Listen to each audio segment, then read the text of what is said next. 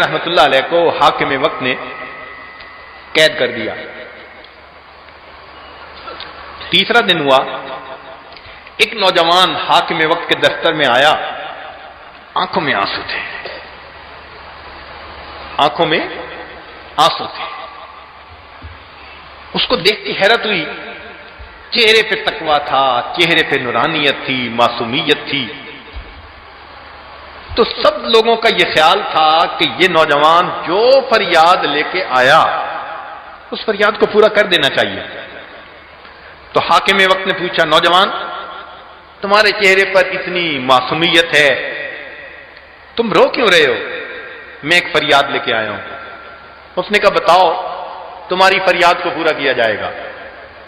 شاگرد نے کہا جی میں یہ فریاد لے کے آیا ہوں کہ آپ مجھے جیل بھیج دیں۔ ہیں؟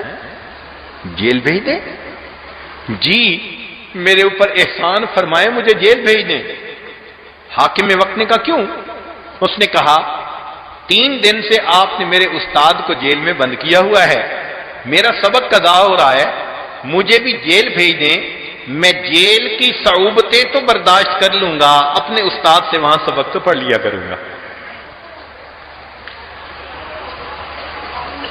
یہ اس زمانے کے طلباء تھے جو علم حاصل کرنے کے لیے جیل میں جانے کی بھی دعائیں اور تمنائیں کیا کرتے ہیں۔